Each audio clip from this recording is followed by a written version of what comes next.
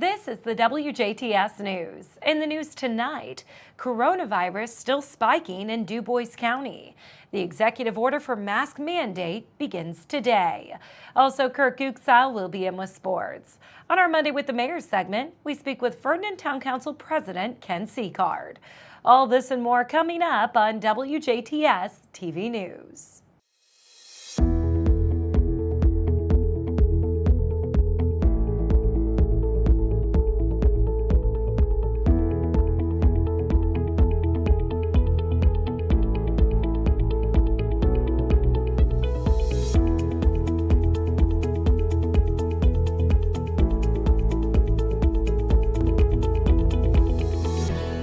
Good evening. I'm Jenna Schaffer with the news.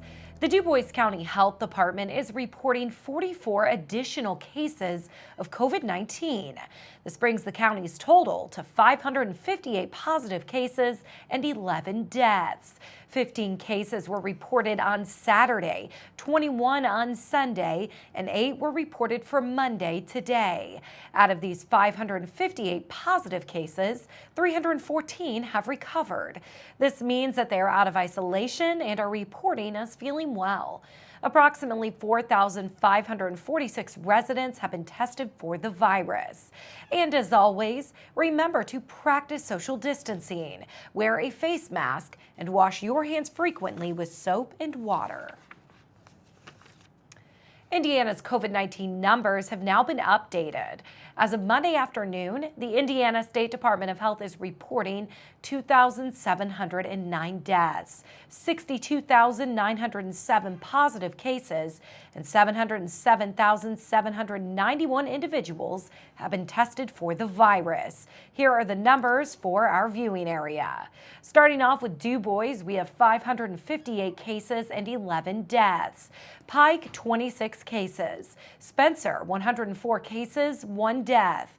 Perry, 166 cases, 12 deaths. Martin, 39 cases. Davies, 204 cases, 19 deaths. Orange, 158 cases, 24 deaths. Knox, 107 cases. Crawford has 40. Posey has 145. Lawrence with 297 cases and 27 deaths. Gibson, 182 cases, 2 deaths.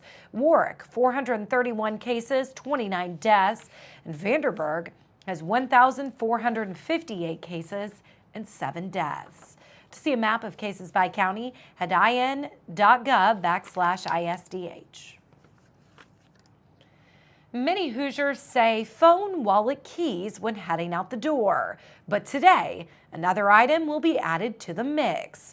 Governor Eric Holcomb signed an executive order on Friday mandating masks statewide starting today and lasting until at least Wednesday, August 26th.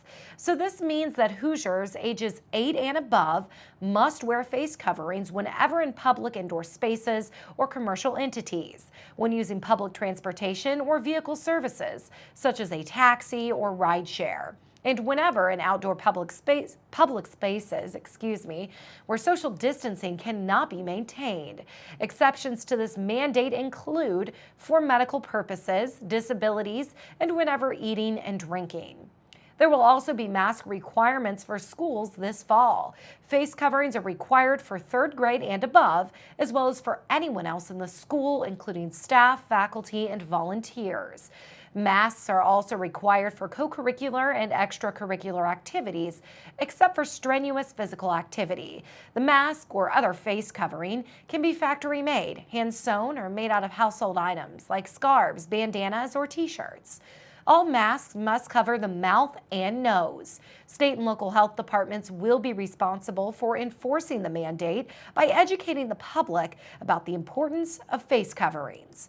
This executive order does not require any criminal penalties, and local governments may impose more restrictive guidelines.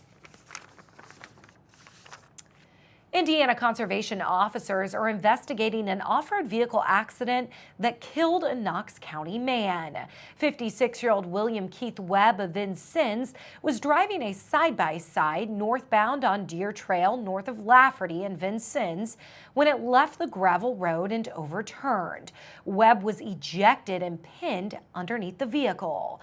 Webb was transported by ambulance to Good Samaritan Hospital and was pronounced dead. An autopsy is scheduled for early this week, and the cause of the crash is under investigation. Webb was not wearing a helmet or protective riding gear at the time of the accident. A search for a missing Gibson County woman has come to an end. 23-year-old Hannah Potts of Princeton was successfully located on Sunday. Gibson County Sheriff deputies say she was not in distress and foul play is not suspected. Potts has been missing since early Friday morning.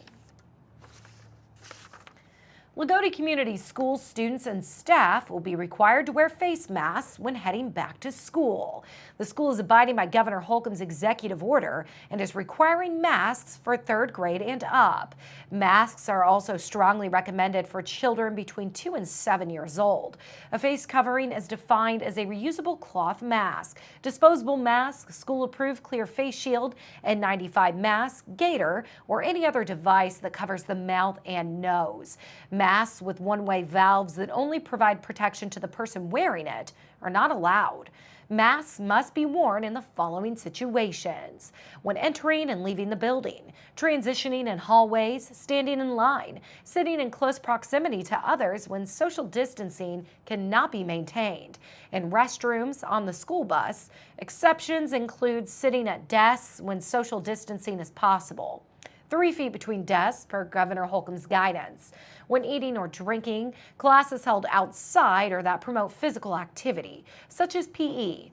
Outdoor and/or indoor play in large spaces, such as recess. Strenuous physical activities, such as athletics. If deemed necessary for instructional purposes, to be approved by building principal. Other health-related concerns as documented by a physician. As needed to meet goals and objections on an individual education plan, opportunities to safely unmask will be provided throughout the day. The school will give 2 cloth face masks to all students and staff members when the school year starts. All students and staff members are required to properly care for their masks. A limited number of disposable masks will be available on an emergency basis. Failing to comply with these guidelines may result in disciplinary consequences. The DuBois County Solid Waste District is holding another special Saturday event for those who can't make it during their normal business hours. This event will be August 1st, this Saturday from 8 a.m. to 12 noon. Items normally accepted at the processing center will also be accepted during this time. That includes electronics, appliances, household hazardous waste materials, fluorescent bulbs, cooking oil, large metal items, tires. More information about acceptable items can be found at DuBoisCountyRecycles.org. Then by searching the 3R Waste Wizard or by calling the district office at 812-482-7865. Unloading assistance will not be provided, and residents should bring a helper if they cannot unload their items themselves. Additional safety protocols are also in place to limit the spread and exposure of COVID-19. A face mask is required whenever on site, and residents must stay inside their vehicle until an attendant greets them. One resident will be served at a time, so delays are expected. The event is for DuBois County residents only, and no businesses will be accepted.